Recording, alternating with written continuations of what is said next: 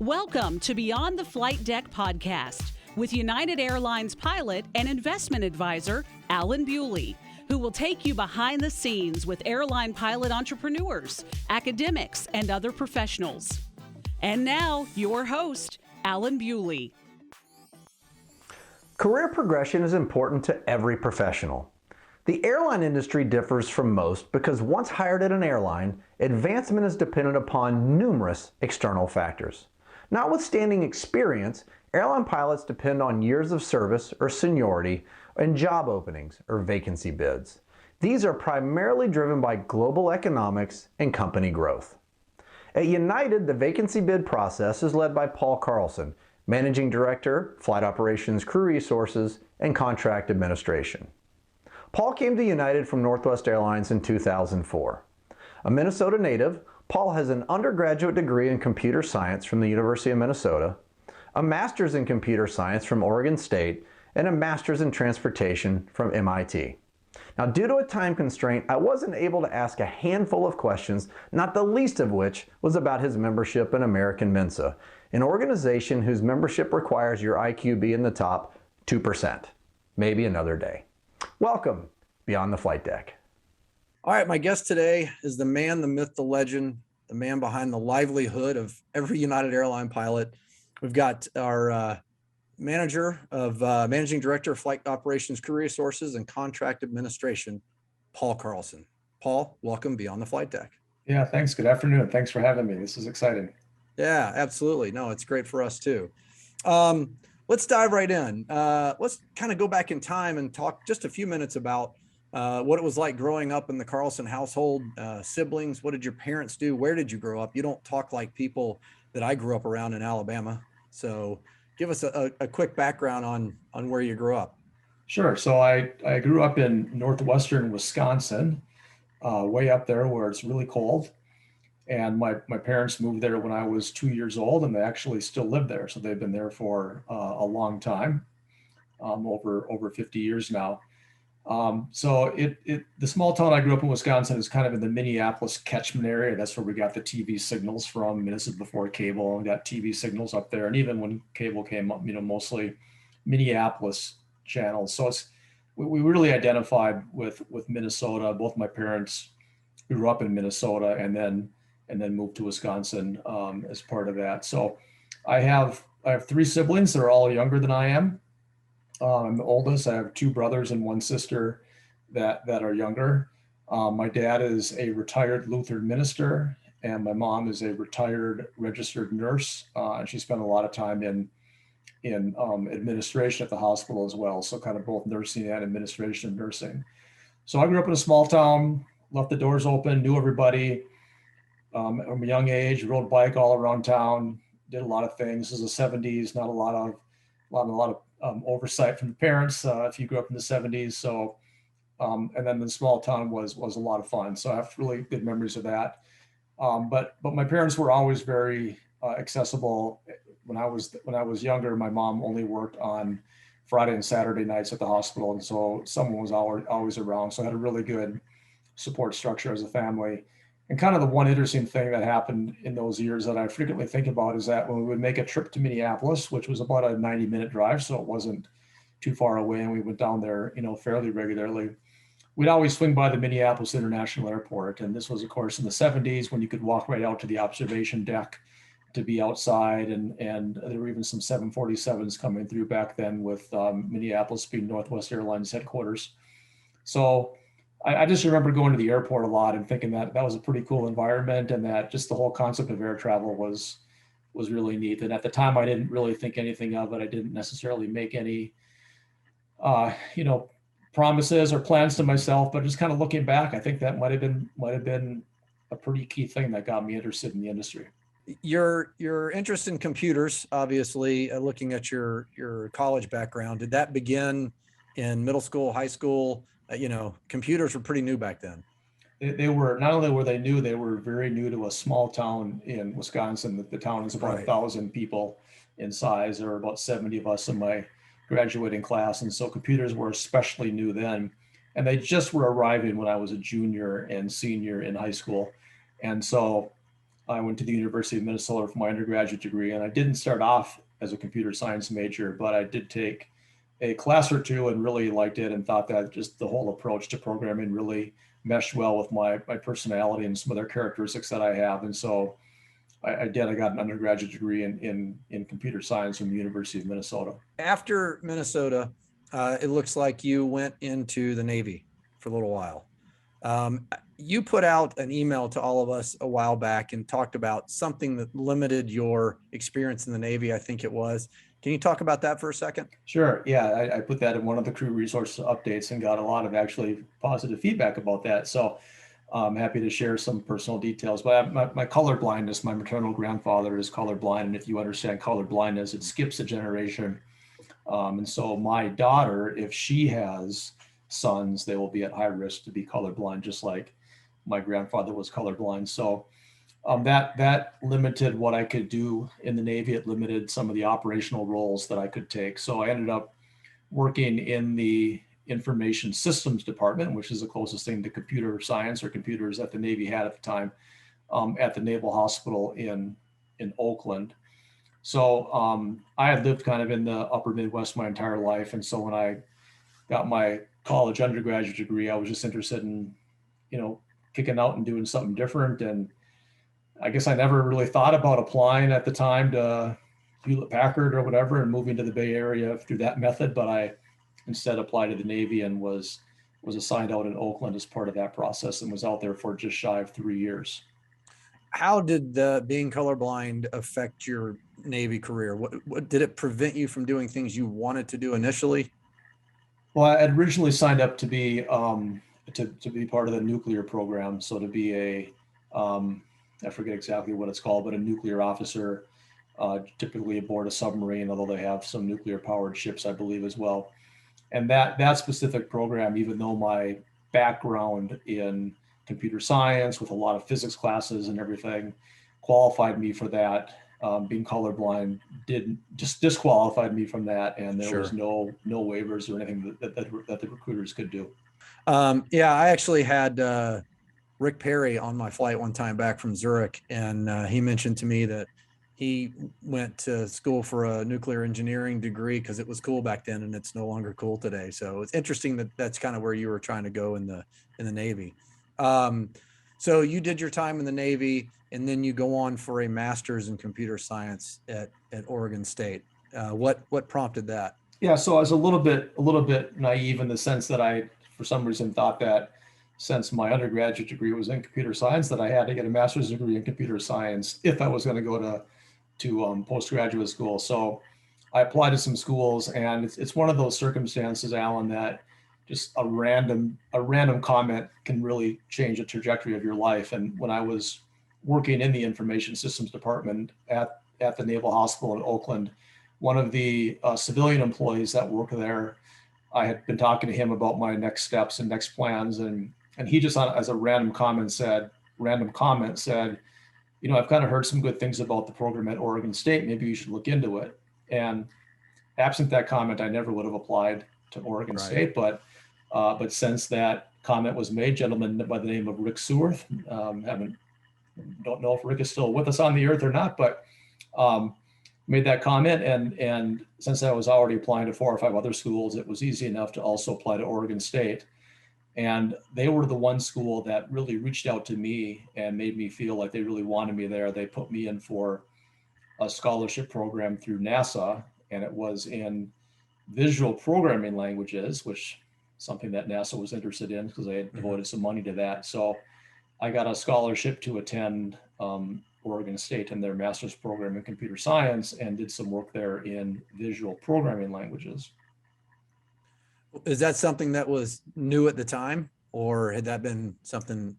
Yeah, it's the idea that, and they have some languages mainly for children or young youth that do this, where you're kind of programmed by just looking and pushing things around. And, maybe you've seen some of that where you just kind of push blocks around and you actually create a program by doing that. So as near as I can tell, it hasn't really taken off because at least I haven't seen any programmers at United Airlines, for example, doing it, but maybe they are. But it was interesting. but it was really kind of detailed. But yeah, so that's kind of how that worked out. Yeah. So 93 to 95 at Oregon State, what kind of computers were you guys working with?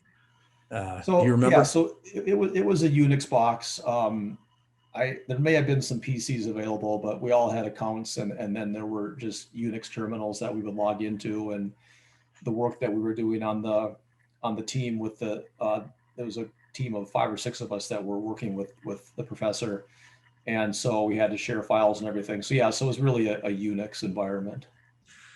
So after Oregon State, you get your master's there in computer science.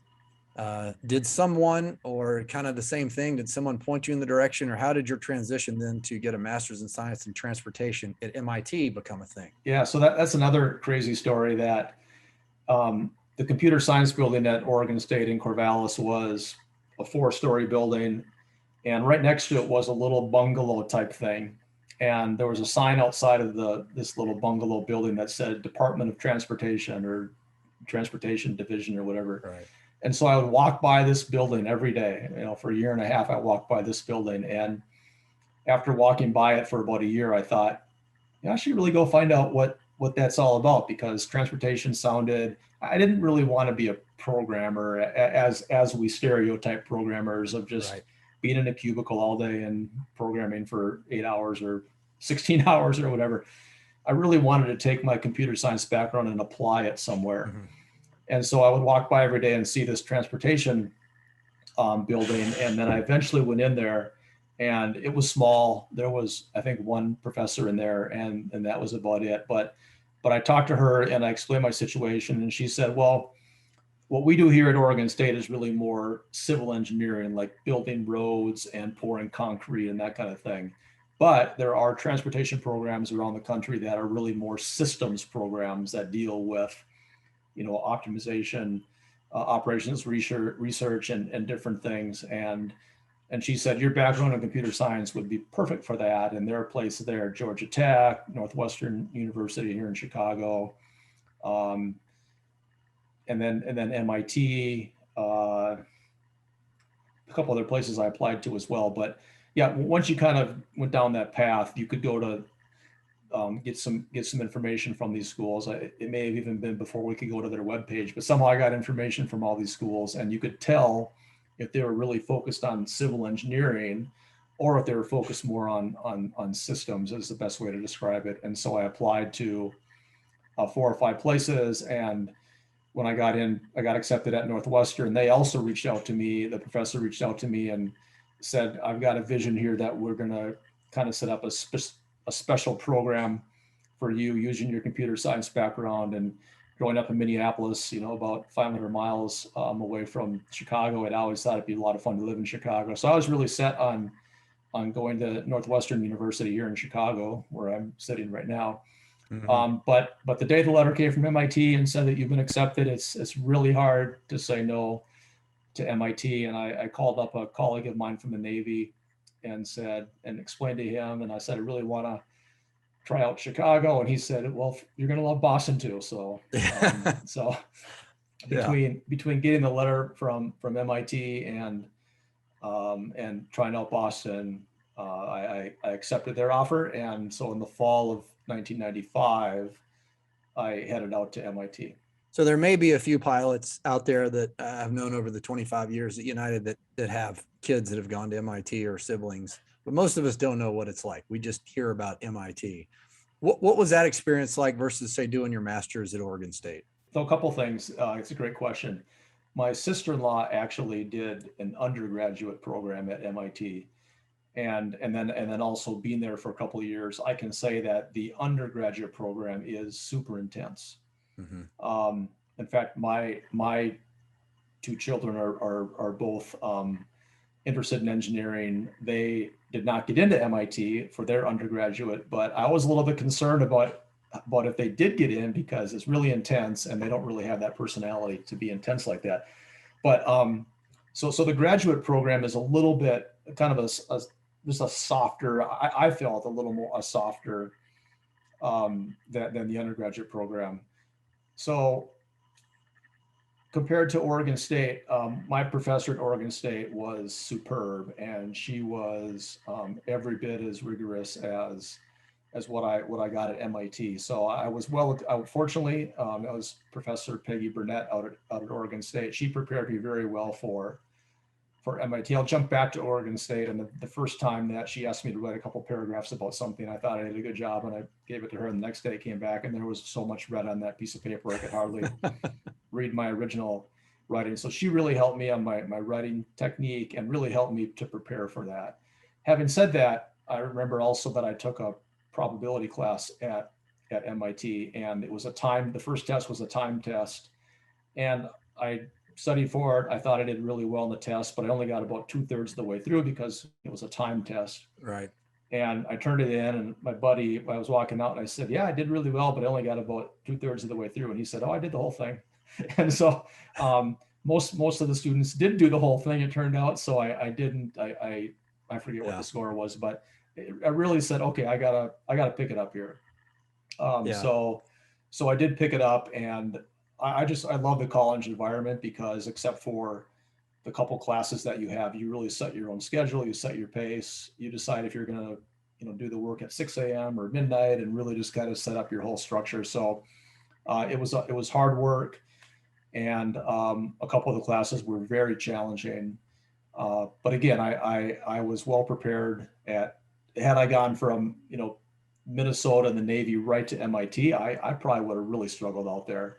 Yeah. But the Oregon State experience really helped me out. So I was able to do well at MIT and enjoyed all the experiences that I had there. And then, like you said, that was a master's degree in transportation, and it was actually it was specific to air transportation, which means that I took a few electives in revenue management, how to price things, and just some airline and airport operations classes.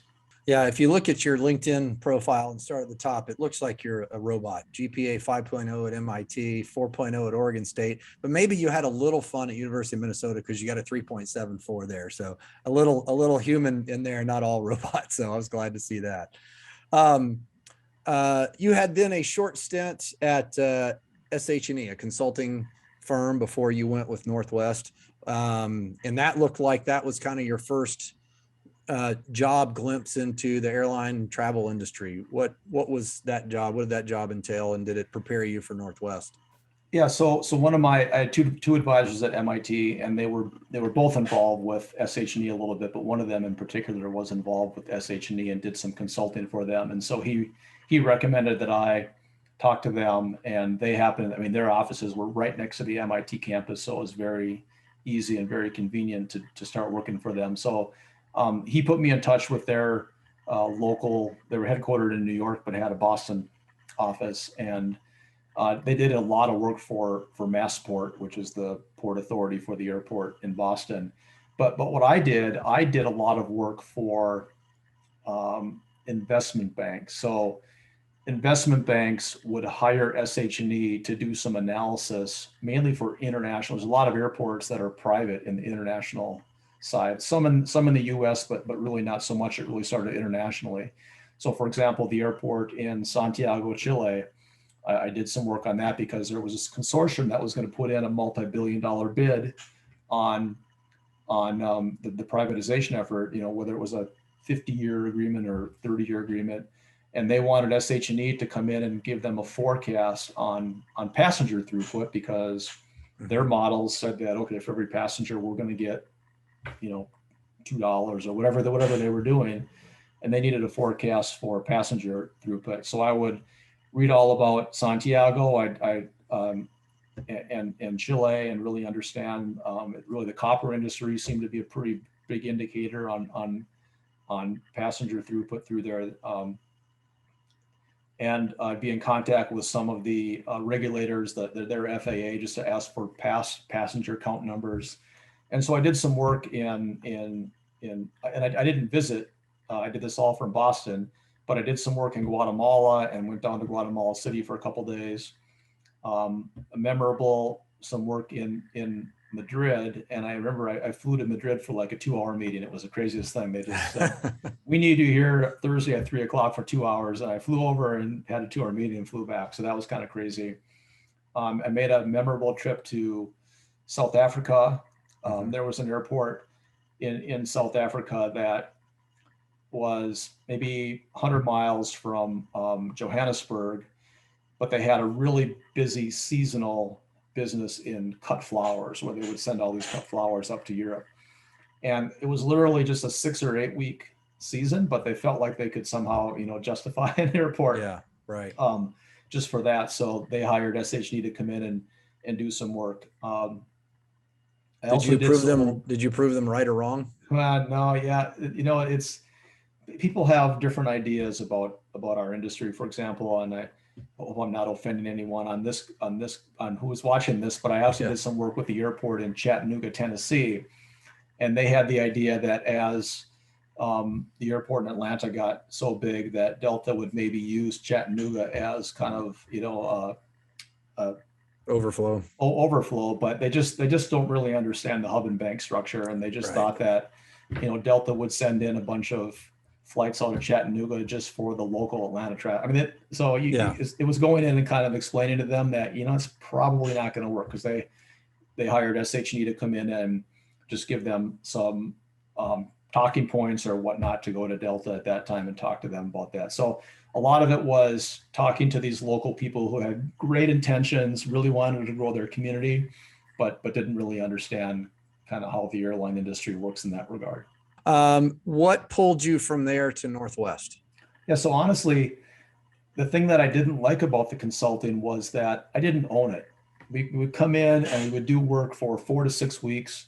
And then whether it was because the deadline came and the money ran out, we were just done. And so I have no idea what happened to all these places after I did it. And I really wanted to own a process. So I was looking to leave SH&E, and around that time, the same advisor that I had at MIT, a student of his from maybe 15 years ago, stopped by MIT to visit him and asked and said, "Hey, do you have any current or recent students that I should talk to?" And Professor O'Doney gave him my name, and he contacted me. And this was with Northwest Airlines in Minneapolis, where I'd grown up in that area. So I was very interested in going back. I also had a fairly large number of classmates in the MIT program that went to Northwest and worked there. So through that contact, the same contact, and you hear about this all the time, and you know this, and once you get on a seniority list, you probably don't know this because you aren't looking for a job maybe for forever, but it really is contacts and connections, and it's not to say that you have to go out and bust your butt every day schmoozing and socializing. That hasn't been my experience, but my son and daughter are at college now, and I said, you should really go and get to know your professors and go to their office hours and say hi, even if you don't have a question. They're going to like that. They're going to want to know you. And so it's not like you're being artificial or fake or anything, but making those contacts that are right there in front of you, to me, is really important. So that's how I went from I got to SH&E through my advisor. And look, when you're a graduate student, you get a lot more one-on-one contact with your advisor, clearly. Yeah, sure. And then went to Northwest, you really using the same method through just kind of word of mouth. And then, so I went to Northwest and worked in the, what United calls the Tech Ops division. I think it was Tech Ops at the time at Northwest too, but it was in spare parts inventory. So they had a program that kept track of all their spare parts, and every season they had to shift all these 757 parts from Seattle in the summer down to Phoenix in the winter, because they would send all their 757s, seasonally to Seattle and then down to Arizona. And so all this transferring going on, and they had a program to manage that. And I have to say, I didn't make much progress on that in the time that I was there. Unfortunately, I only did that for about 8 months. When there were some management changes above me, including the gentleman that had brought me to Northwest. And so I was looking around, and so there were a couple openings that I applied for, and I was successful and offered a job in both of them. And one was with the cargo department, and one was to be a manager in crew resources. And I selected the manager of crew resources job as the one to do. And that was my start kind of in the pilot scheduling and staffing world. And that was, well, say it's about 22 years ago now. So I've been doing this work for over Quite a 2 while. decades. And had I picked cargo, I mean, again, one of those choices that just kind of sets your trajectory that you look back upon, and at the time didn't seem as dramatic, I guess. Beyond the Flight Deck is brought to you by United Wealth Management, a leader in PRAP management and financial planning by United Pilots for United Pilots since 2005.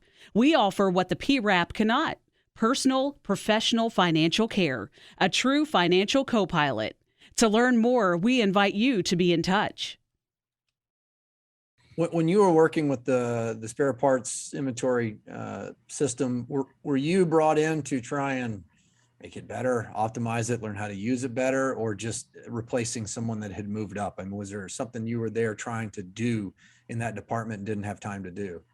My recollection, because it was a while ago and it wasn't that long, but my recollection is that it was a program. I mean, you hear about these programs, software programs that are just, impenetrable because how they're written, and it was some weird programming language. And they wanted somebody to come in and just try to help them understand. Honestly, I can't even remember if they wanted to make changes or they simply wanted it documented. But it was, I think I did the best I could, but I can't look back and say that it was necessarily a success, because I don't know. They must have used Delta's program when they merged, because that program was something else. So, well, look, there's a reason we're not using Unimatic today, day to day, like we did when I got hired in '96, all the way up basically until the merger. So, all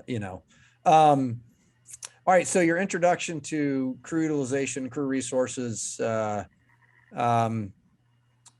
I guess one of the things you did was start dealing directly with pilots unions.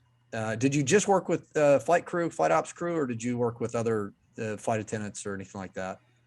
Yeah. So the only exposure that I had to the flight attendants during that 5 or 6 year period is that Northwest built common pairings on their DC-9. So their DC-9, as most of you probably know, is kind of equivalent to the 737, just the workhorse, and they had a lot of them. And it only required, I want to say, 2 flight attendants.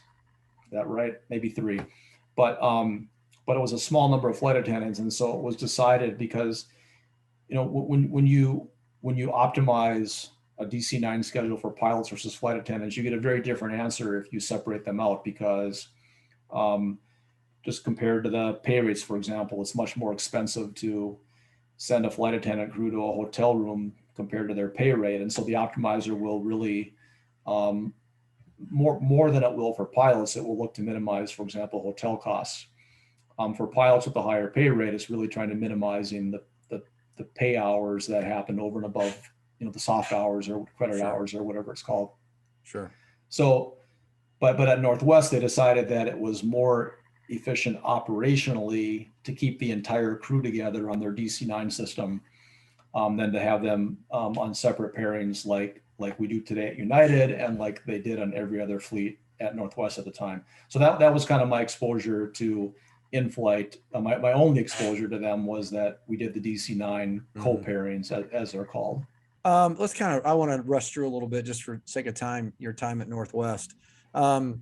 What were the highlights of your career there? And I guess what ultimately had you make the jump to United? Was it an opportunity that United offered you, or because you were close to home there at Northwest and you had moved from manager to a director of crew resources? So what were a few of the highlights of your time at Northwest? Maybe a good mark you left behind that you're proud of, but what let you come into United?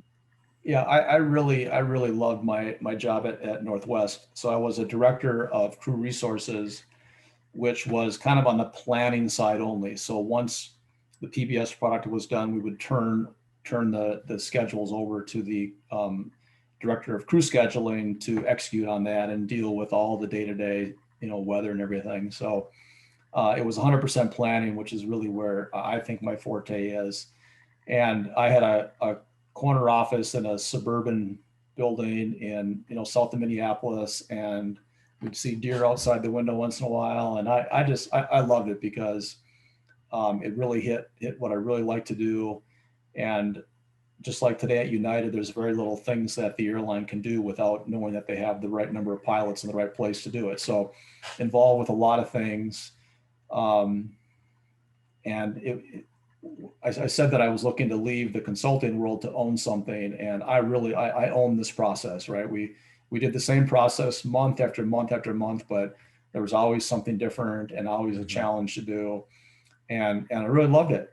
And then one day I got a call from a recruiter that said, United Airlines in Chicago is looking for somebody to do kind of what you're doing now. What do you think? And I remember going home and talking to my wife and saying, well, what is my plan here? Because, United was, bigger worldwide and everything. So it was viewed, at least in my mind, as kind of a step up from Northwest. And I just recall saying that if not this job, what is my plan? Yeah. And so we decided to pursue it. And so came in for some interviews and was offered the job. And for people that have been around that maybe remember this was October of 2004. And one day jumped in a car, just drove from Minneapolis to Chicago and started working the next morning.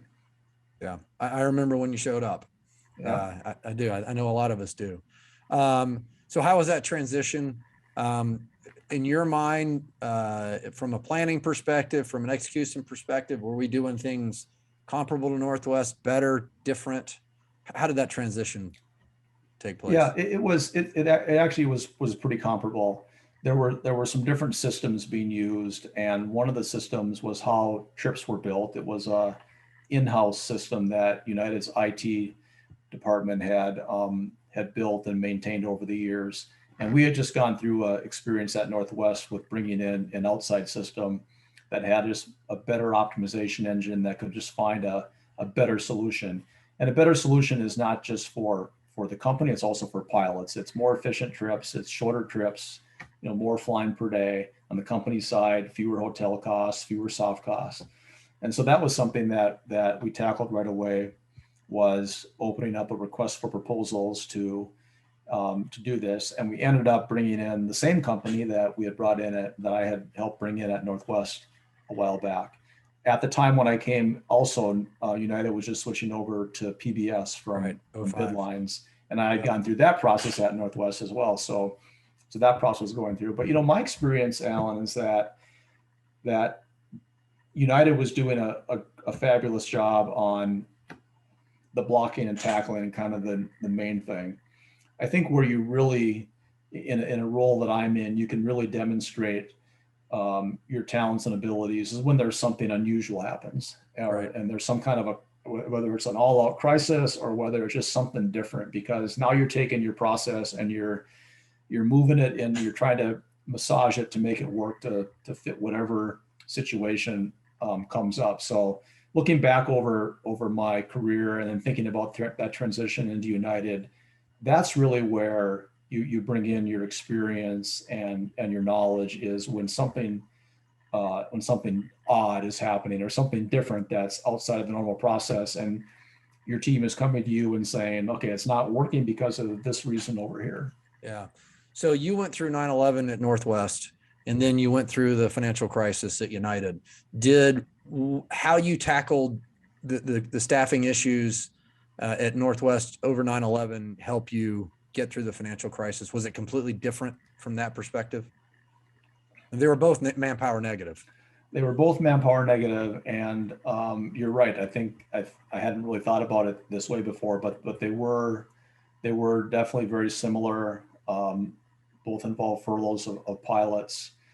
The thing about 9/11 is that the schedule was just disrupted overnight.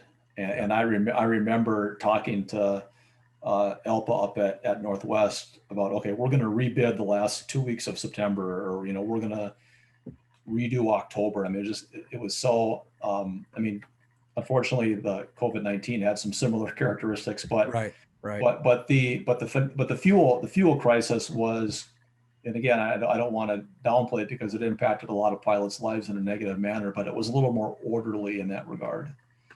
But you're right that there were some similarities. So we'll talk about COVID at the end here, but let's talk about day to day. Let's back up maybe to 2019. Things are roaring along. We're hiring pilots. I went to training in January of 2020 as a 737 captain. Training center's wide open. Everybody's smiling. My brand new hire co-pilot's trying to keep the temptation from putting in a 67 bid already while he's in training on the 37. Give us just a minute about day to day, kind of where you pull information in from to try and make the next planning decision, primarily the next bid, which I guess is kind of what your big heavy lifting is. First of all, the organizational chart, who do you report to and who do they report to? And then what departments do you collaborate with, network planning, tech ops, as far as movement of aircraft? Kind of how does that all come together to your office? Yeah, so I've always reported to the senior vice president of flight operations in my 17-year career now. I guess for a while there we had a vice president of flight operations, but it's always been reporting to the head of flight ops, and then that person has always reported to the COO. So that's been right. That's been helpful.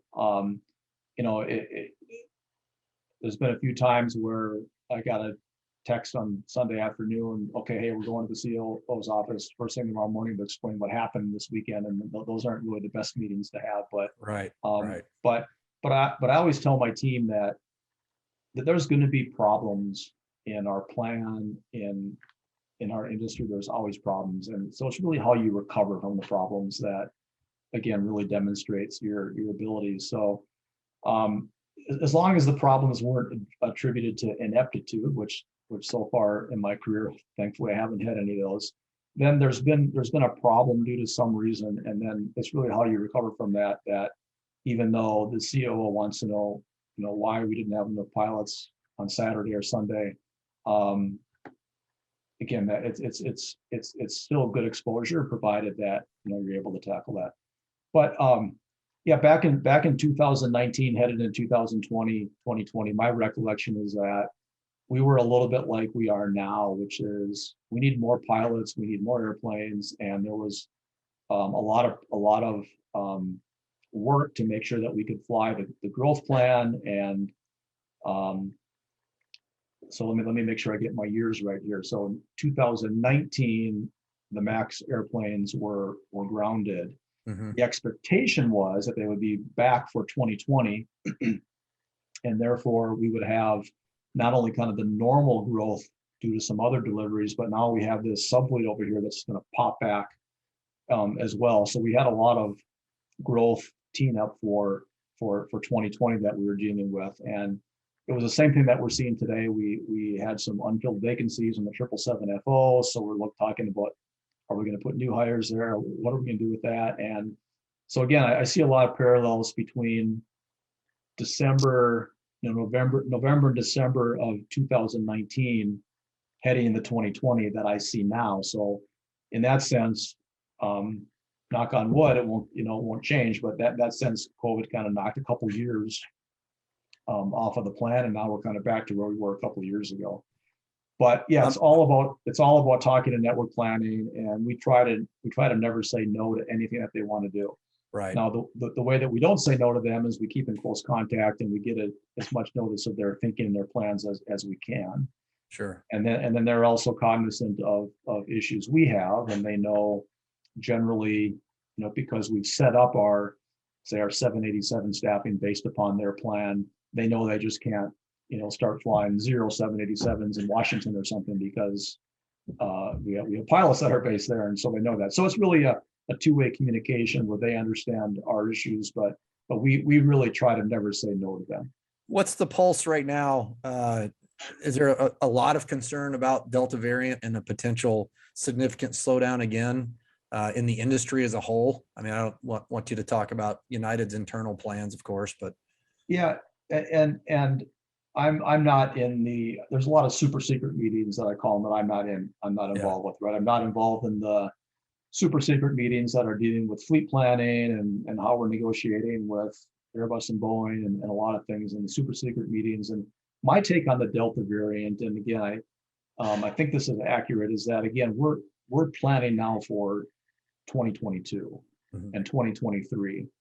And I think it's, the hope is that the Delta variant is a blip and kind of in that plan. And while it, could affect some things maybe in the next 2 or 3 or 4 months, something that has a short duration of that time frame has zero impact on our plans for 2022 and 2023 because we're already headed towards that. And so again, I'm not in a lot of the secret meetings or top high level meetings that talk about these things, but from my perspective, it hasn't changed our long-term plan, which is what all of the hiring and all the vacancy bids are headed towards. Give us just a brief timeline coming up to releasing a bid, not to mention a gigantic bid like you just released and we just closed and were awarded. Kind of give me the quick rundown on, okay, what comes across your desk to say, okay, this is what we have coming at us right now. Yeah. So it really all starts with the block hour plan from network planning. That's really the key thing. And so we put the block hour plan into our long-term model. And so, for example, network planning will say, here's a number of 737 hours we plan to fly in July of 2022. And they know all the deliveries and everything that they're going to do. So we just get a block hour plan from them. And we put that in our long-term model, and the long-term model looks at that and says, whoa, we're 150 captains short to do that. And whether that's due to age 65 retirements, or it's because there are on the 737, there are age 65 retirements on the 787. And so we project that some current 737 captains are going to take that promotion. Our long-term model does all that work for us and tells us where the shortcomings are. Can you define long-term model? What's the time? Yeah, we're really looking out at 12 to 18 months. We've done 5-year plans in the past, but I mean, 5-year plans aren't in this industry aren't really that worthwhile. Well, so like I mentioned to you before we started, from our end, occasionally it seems like long-term planning meetings happen every morning at United, and it changes the next morning. So that's why I was asking. Okay, that's interesting. So so we're looking out 12 to 18 months, and so our long-term model says that in order to fly that schedule that you just got from network planning, you're going to need this many more pilots in our 10 fleets and seats that we currently have at United. And that long-term model then will lay out a training plan to get there. And the whole point of a vacancy bid is to fill a training plan. So our long-term model says, in order to get there, we have to train 100 737 crews for the next 6 months. So the only way that we train 100 737 crews in the next 6 months is to have a vacancy bid. Yeah. So the vacancy bid is really simplistically to fill a training plan. And that's why we occasionally take a month off, or whether it's taking a month off for all 10 fleets and seats, or just taking a month off from the 787. If we have enough, if we've already filled our training pipeline for the next 3 or 4 months, a vacancy bid is just going to add to that backlog, and there's really no reason to do that. So that's something that I get emails about that says that, hey, I saw that the minimum numbers on the 787 captain suggests that we're overstaffed by 200, and no, we're not overstaffed by 200. We just don't need to add anybody else right now to the training pipeline, and so we set the minimums in the vacancy bid to not do that. So the vacancy bid, we really look at the training plan and say, are we going to be able to fulfill that training plan, which is necessary to fill the flying plan? And the vacancy bid will do that. So it's just a matter of looking at where we're at. We call it our training inventory, the number of pilots that are teed up requiring training.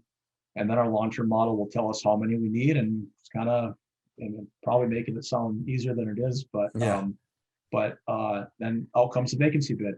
And a big bid, we're training right now, we're training every fleet is training at max capacity. Yeah. And the training center can handle, 450 to 500 pilots a month. And if we want to do a vacancy bid that fills 2.5 months, that means we need 1,000 to 1,200 pilots that are changing fleets and seats. So the vacancy bid that closed on July 30th had about 1,600 awards, of which about 600 were laterals. So lateral, just moving a 737 captain changing base. Right. That doesn't do anything for our goal of filling the training pipeline. So 1,600 awards, 600 were laterals, about 1,100 pilots changing fleets and seats. And that's really only 2 months of training for the training center. And we're looking at 2022 and saying that we're going to have to train very heavily for the next 5 or 6 months. So I guess what I'm saying is that there could be another big bid coming up here at some point, or certainly a series of pretty good sized smaller ones as we kind of hunt towards that growth. Sure. So back to network planning, marketing and network planning, I guess, work together to come up with, hey, this is what we want to fly. In your career, in normal times, I say normal times, things are progressing forward economically in the country and the world. Is training usually the bog down point to where you may not be able to meet all of network plannings? Is it aircraft availability?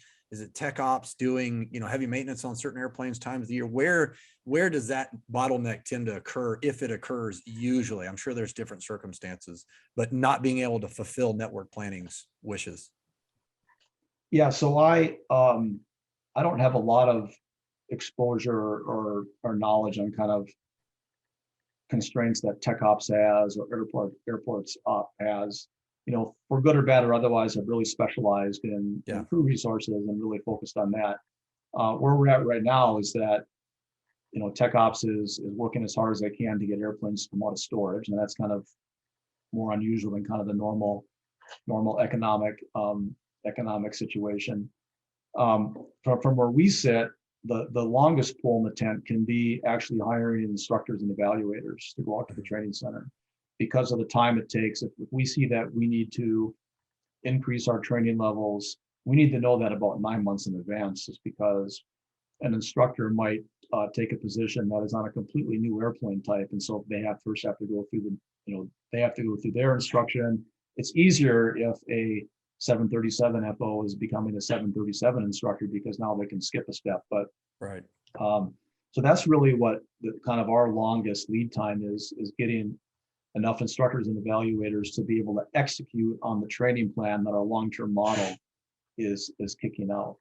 Yeah. So that can be a constraint on our side.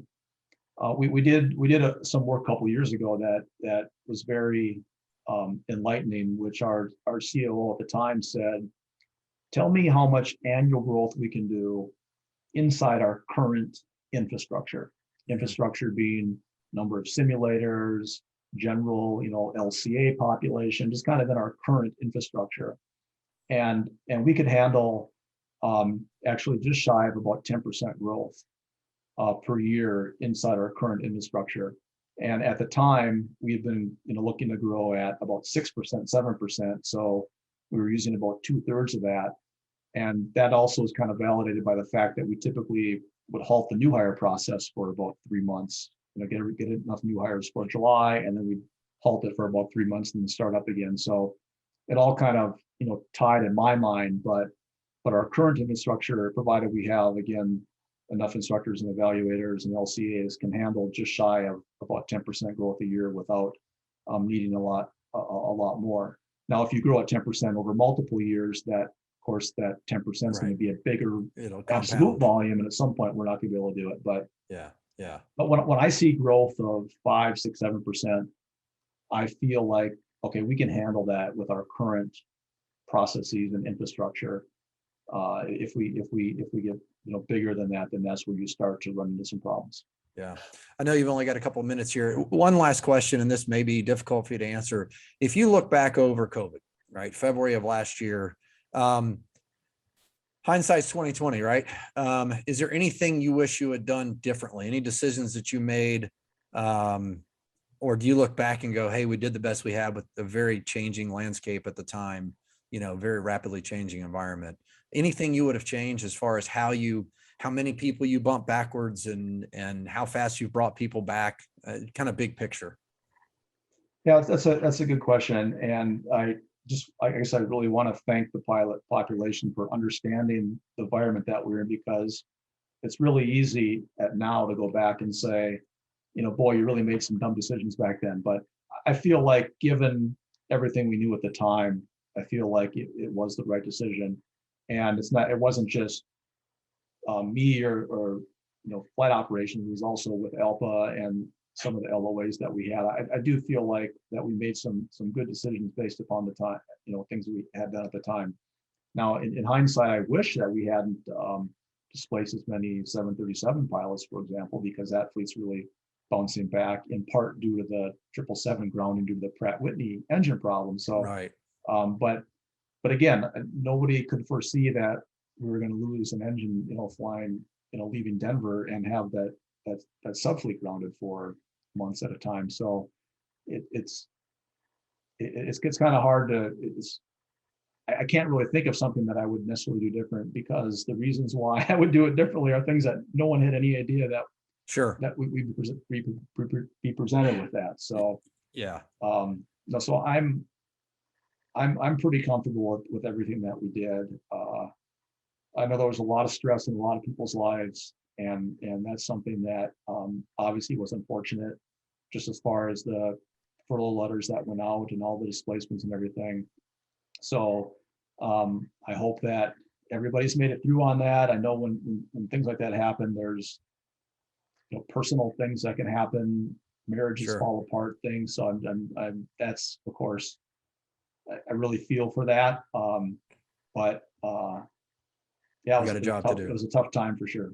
Yeah, no, it really was. So, well, look, one thing I'll say that everyone that when your name comes up, they really appreciate the fact that anytime someone emails you, we hear back from you, right? I've emailed you several times over the years, and I've heard back from you pretty quickly, except for emailing you about this interview. You had some time getting back to me. Other than that, everyone I've ever talked to, that when your names come up, that's been the number one thank you for responding to us. Because like I said in the intro, you are the man behind our livelihood and the name in so many different ways. So we do appreciate it. And I think I speak for a lot of us that we're also, we feel pretty good under Scott's leadership right now. He seems to be going after things. He's like a Marine charging a hill, Air Force guy, but still, he's like a Marine charging a hill. And it's been a long time since we've had a leader that's acted that way. So, well, look, hey, I appreciate your time. Thanks for joining me. I know you've got a meeting coming up, but thanks for everything. And hopefully we'll see you again sometime in the future here. All right. Sounds good, Alan. Thanks so much for inviting me.